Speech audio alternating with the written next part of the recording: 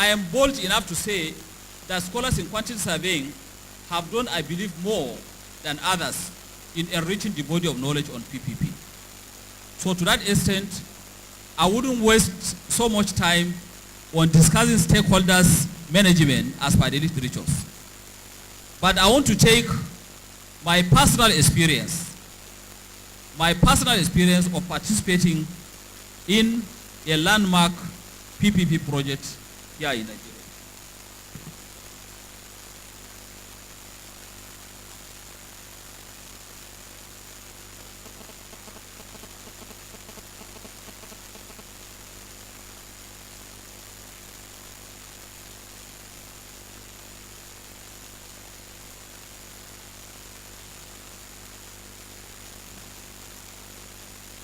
Now, I want to share my personal experience while serving as a project quantity surveyor to a private investor and also a project manager at the same time. It is on one of the land swap projects floated by FCT, Federal Capital Territory, called Land Swap Program.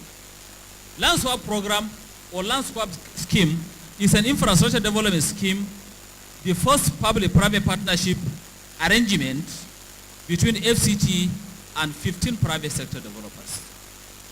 It goes this way: the FCT administration will cover out and allocate massive lands running into hundreds of hectares to each of the investors.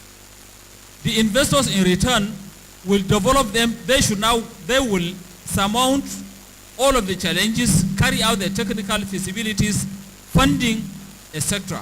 And at the tail end, it will be shared in an agreed ratio between FCT and the private investors. Is that clear? That is the principle at which that PPP program came up.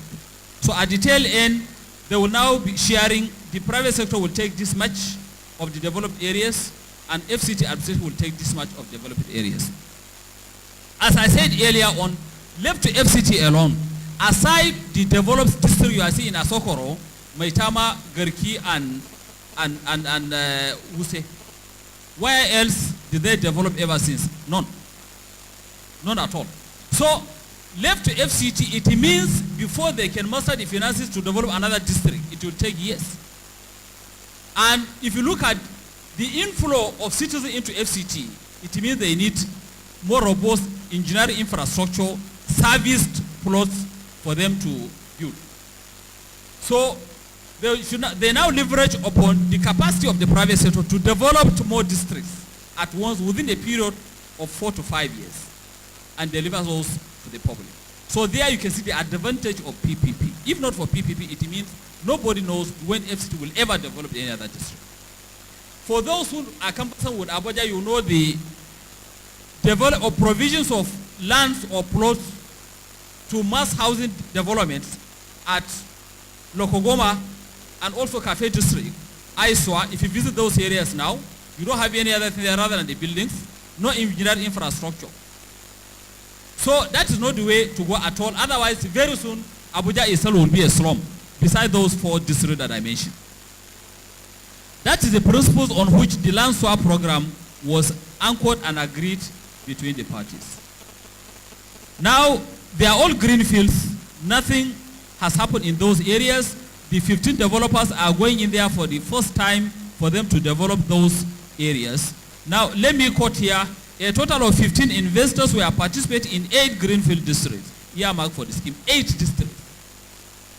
Each developer was independently evaluated with respect to technical competency, financial capability, and managerial skill.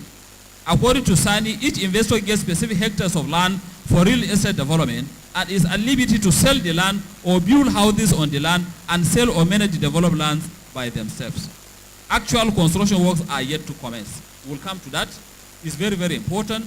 If actual construction hasn't started, what are the consequences? What are the opportunity costs? We'll look at that.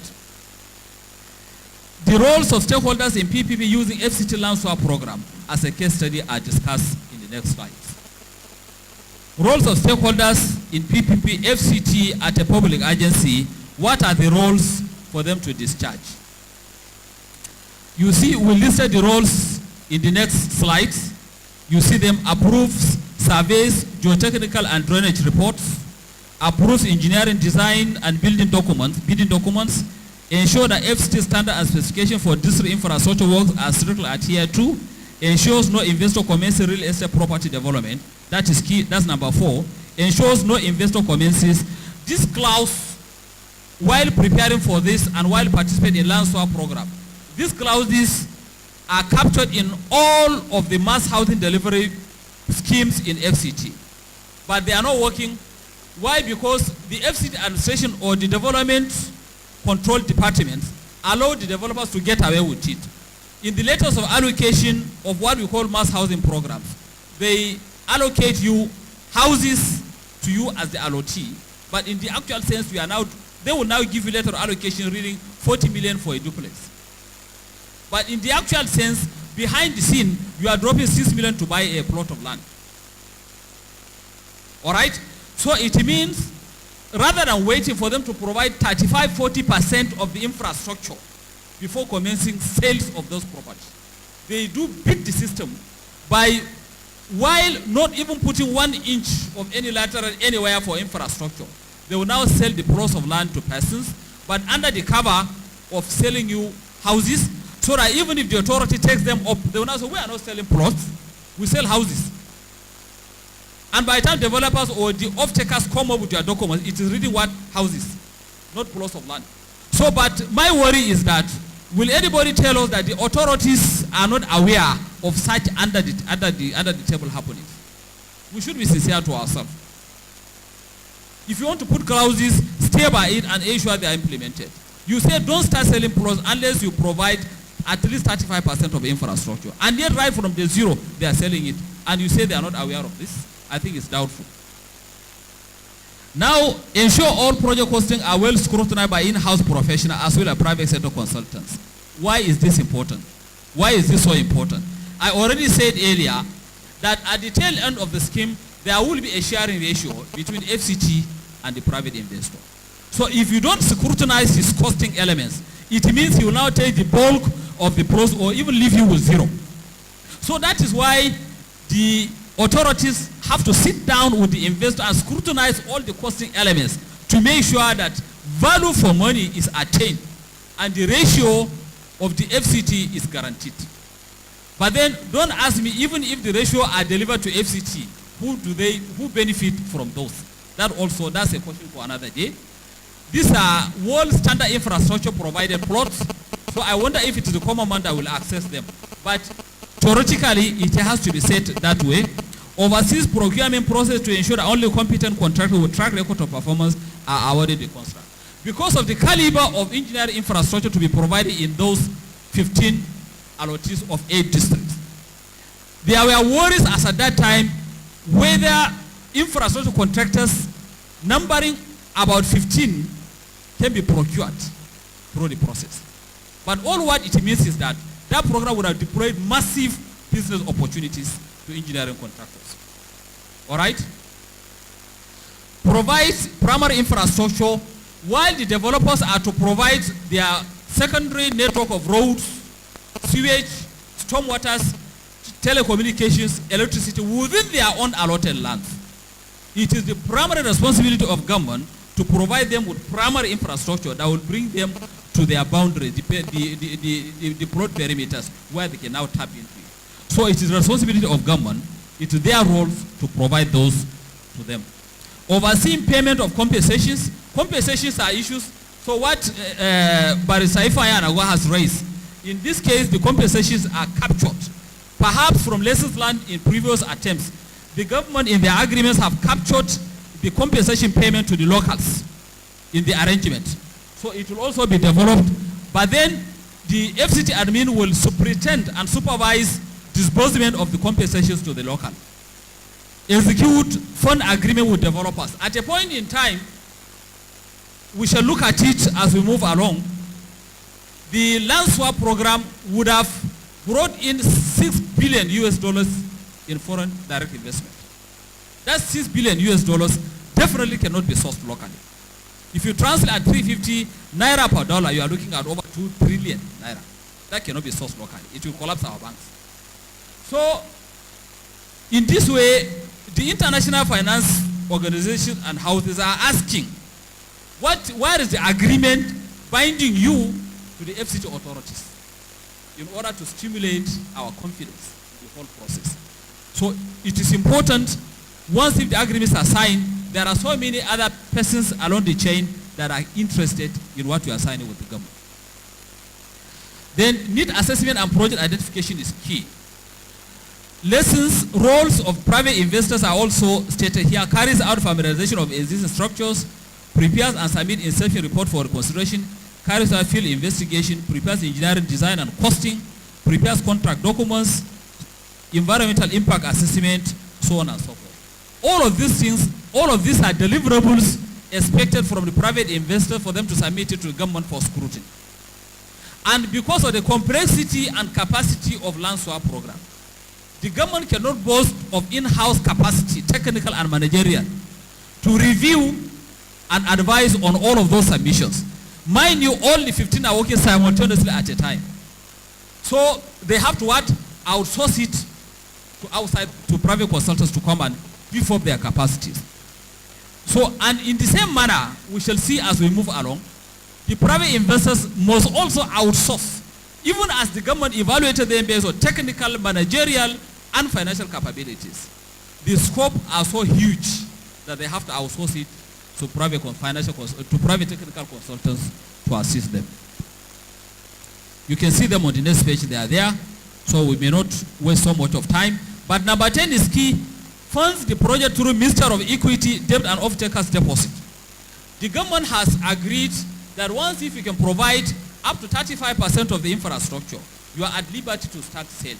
So at that point, off-takers monies will now start flowing in. So it's a mixture, hybrid of debt, equity, and off-takers funds.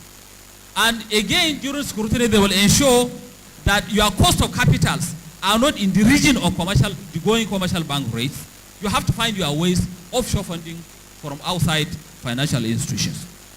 The rest are okay, developing syndicated laws for local international lenders, etc. Abuja Infrastructure Investment Center is the clearinghouse for the FCT in terms of technical and financial negotiations. Once if you are done with your technical preparations, you present it to AIIC, who sit together with their private consultants to scrutinize and review your technical submissions. The technical submissions is to ensure that whatever you are designing conforms with already laid down specifications and standard of FCT administration in terms of what they call district infrastructure development. You don't come and give those substandard. It has to be uniform and they have to meet up with the specified standards and specifications. So it is the AIC, that's Abuja Infrastructure Investment Center, that serves as a one-stop shop for every investor to scrutinize your submission and advise FCT administration. So the 15 investors were moving at different paces. Some were at financial negotiation process, some at technical, some have even at preliminary stages. It all depends on the capacity of the technical consultants working in your team. Next, we can now see, let me also say that the 15 of them came together to form an association or a cartel in order to protect their collective interests. And among them, leaders, they invited the best brains in law and court to advise them on how to approach. So you can see there also another branch of stakeholders are emerging. They came up together. Instead of being on individual basis, they team up so as to confront, to face the government. Engineering contractors, definitely, I don't need to dwell so much on this. They have a lot of businesses. I even said at a point in time, the authorities or even the consultants were wondering whether we can get 15 high caliber contractors to handle those world-class infrastructure moving in at the same time. So which means all what I'm struggling to say is that there would have been enormous business opportunities for engineering contractors at that point in time. Because the investors themselves are not necessarily, mind you, they are not necessarily engineering contractors per se, they are basically investors, all right, who can assemble the requisite team of men, machine, and funding to provide, as far as the evaluation finds them suitable, they can now face that. So the engineering contractors are to be brought in to execute those projects, so they have a critical role to play. They have a role to play Because if they are not well capacitated, you are not likely to get the best output, even with the best of the design provided by the scheme. Now, engineering, legal, and financial consultants, a lot have been said on this, but if Anago has said so much on financial consultants, engineering, and legal. It is so cumbersome that you don't sit in your bedroom or in your little office to develop. No, you need to bring in NIQS to assist you. You have to have a crack team of professionals to guide you in those areas. Because each investor is signing individually with the government. Even as I say, they team up to form a cartel. They are not signing the agreement with the government as a group. No, each individual has a privacy of that agreement by himself. Now, the other roles of FCT under AIC are under the engineering consultants are provided, financial, engineering, and legal. In the same manner, the investor will bring in financial, technical, and legal. They are all there. Now, host communities. Host communities, are they relevant? Do they have any role to play? Do they have roles to play? They have massive role. So that is why, as at the point of consummating the project itself, if you feel you can do away with them and go on with it, there will be a time when they will come up and stop it from functioning. So that is why stakeholder management is a key consideration for all of us who have the intention to venture in to PPP management or transaction advisors. Take note that stakeholder management is key to success of any project. So the host communities have to be taken along, negotiate with FCT on need to support the scheme by yielding the ancestral lands. All of these green fields that we discussed, greenfield yes, but all of them are occupied currently by the locals. So you are now telling them, leave those areas for us, we want to come in with a project. So it means you have to engage them. You have to discuss with them. They will now ask what is it there for us. So in land swap scheme, it has to come either in terms of compensation, in terms of resettlement, or in terms of integration elsewhere. So you have to engage them to discuss that. Refuse to engage them, go ahead and start construction. You will see whether they will yield the ancestral lands for you or not. So you have to really give them something that is even more befitting of why they are occupying now in terms of structures. They do provide the skills, semi-skill and labor. They extend cooperation to construction companies as they move along, maintain peace and harmony with other stakeholders, and participate in need assessment survey to enable government to take informed decisions. Just to drive this point home, when the first set of surveyors were sent in to look at the perimeter survey and some renaissance surveys, the locals really stomped over them. It would have been a big crisis if not for quick intervention of the security agencies. All right? So even as at that point, you shouldn't have taken that step unless you have some clear understanding with the local that we have heard you, if these projects are with good intention and we are prepared to cooperate with you. If they haven't done that, they would have really, we would have had some casualties in terms of the professionals that were deployed to the field. And again, even when it has gone far and the government was about laying the stone for the construction, they also attacked the operators of the caterpillars and whatnot. That it hasn't gotten to this stage. So you cannot bring equipment to come and start anything here. Even as they were just trying to provide access road, they said, you just cannot do this. We haven't gotten to this stage. So all what it points that you need to carry them along right from the inception.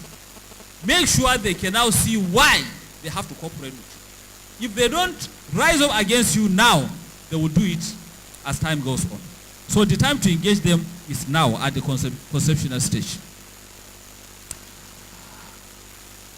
You can see, while flagging up the scheme, I've stated that what I've said that is stated here.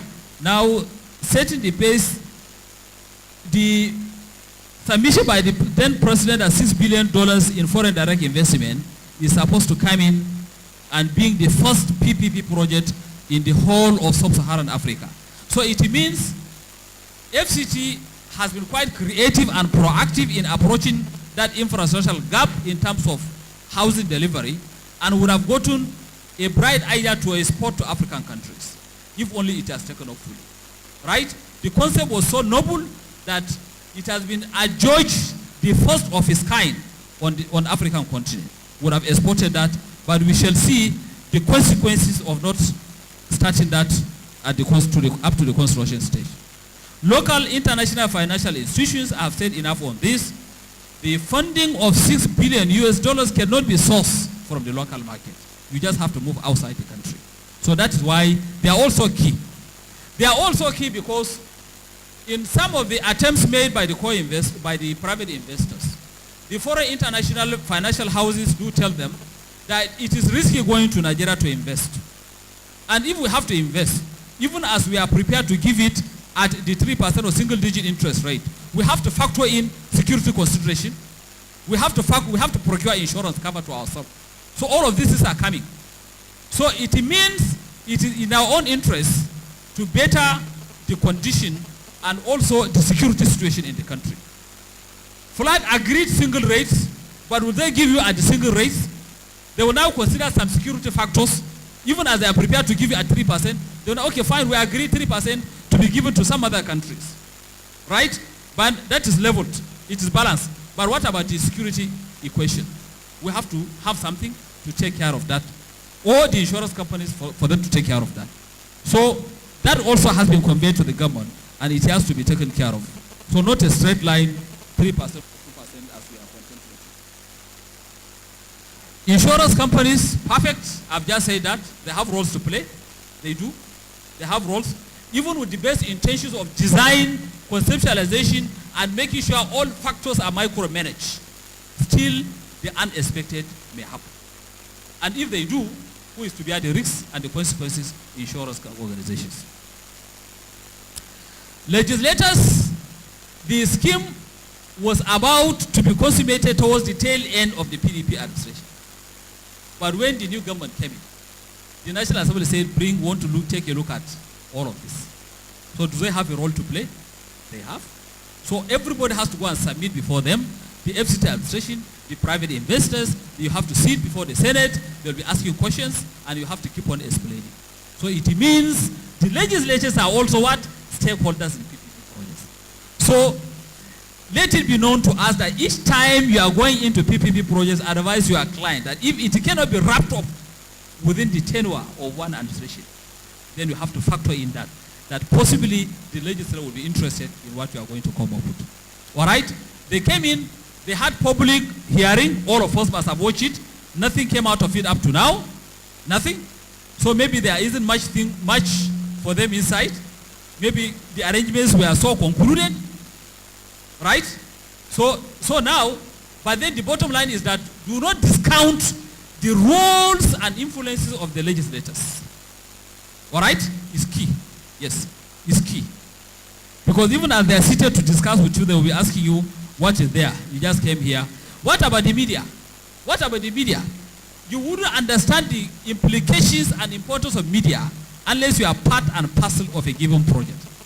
For those of us who are involved, each time the media will carry a news on land swap, all of us were interested. We rush to buy the papers. So the media as stakeholders are key. Media is the outfit the government uses to disseminate the information to the populace. It's the media that carries negative or positive information about this. There was a time the locals came on a protest at Area 11 FCT administration. It wouldn't have been known to the populace if not the media carries that.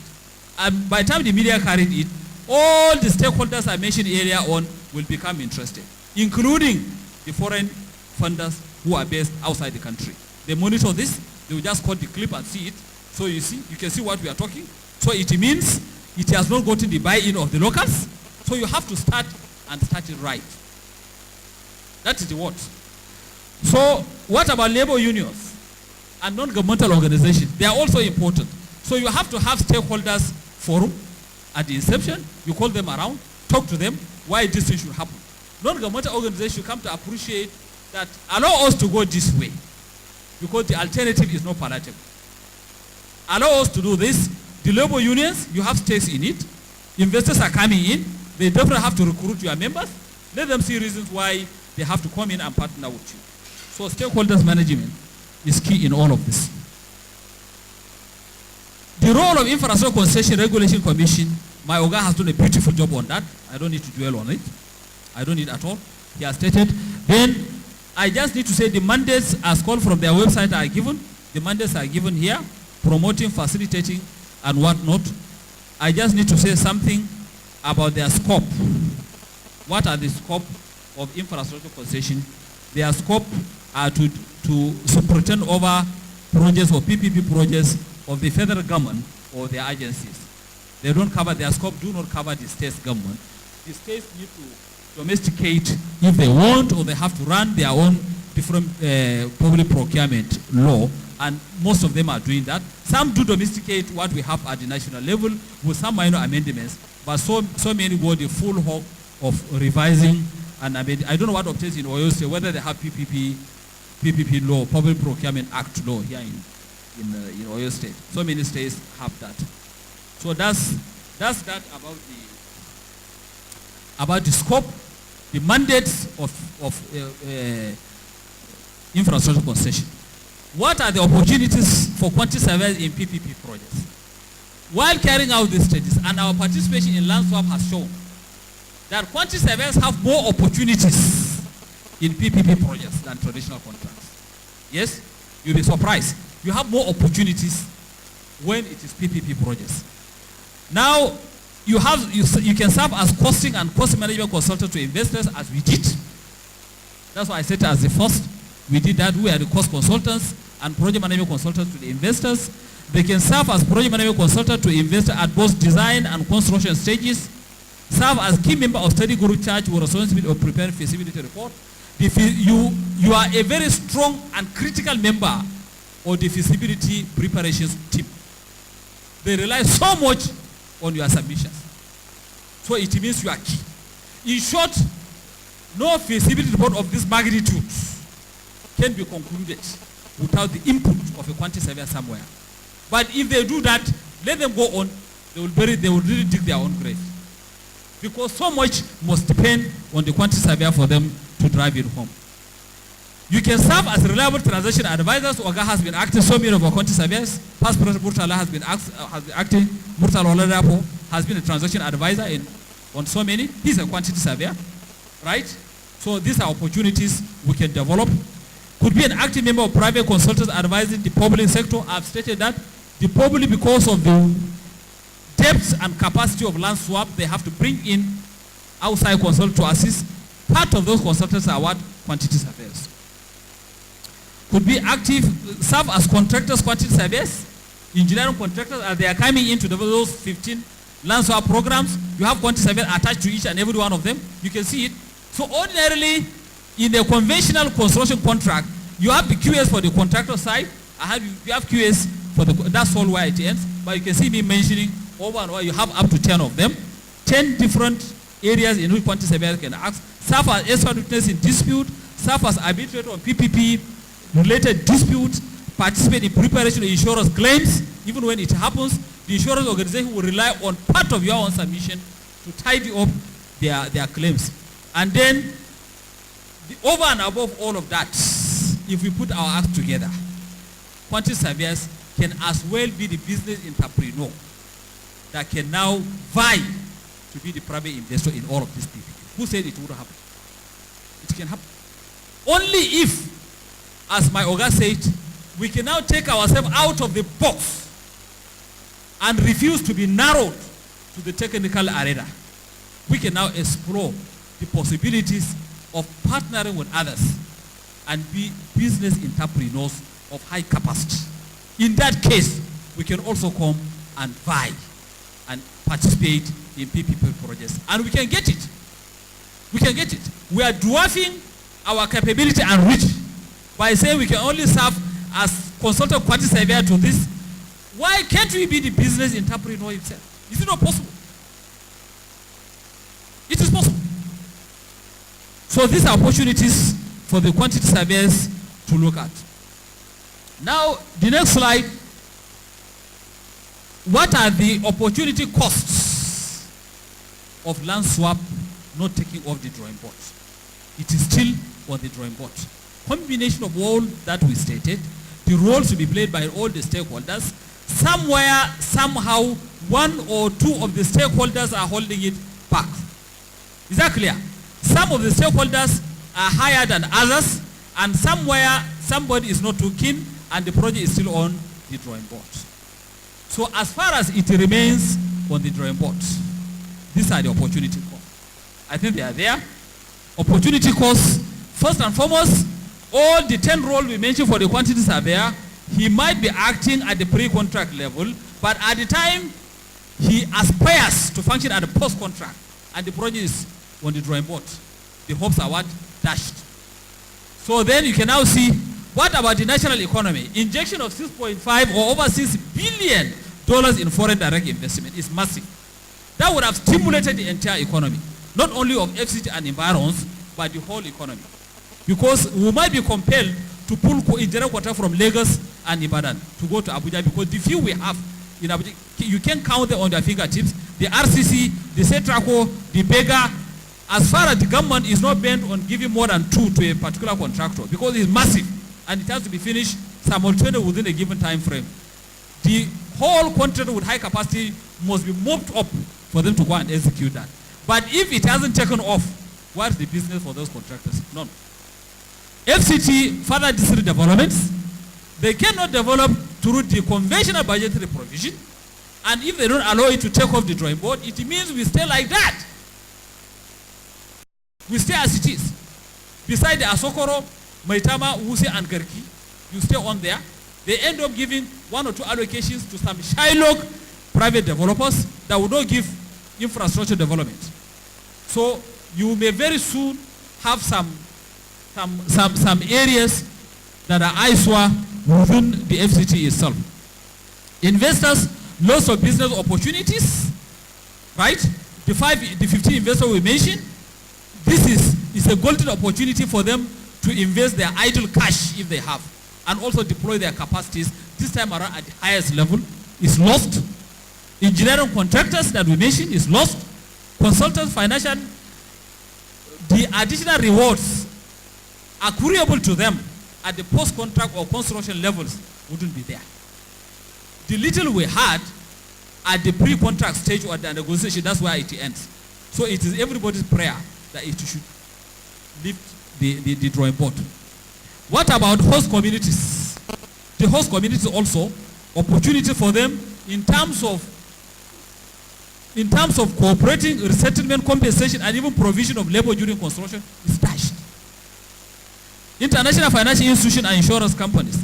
My worry in the case of international financial institutions is that the hype as at that time was so heavy that all of them came in and exhibited sincere intention of collaborating with Nigerian investors to partake in land swap.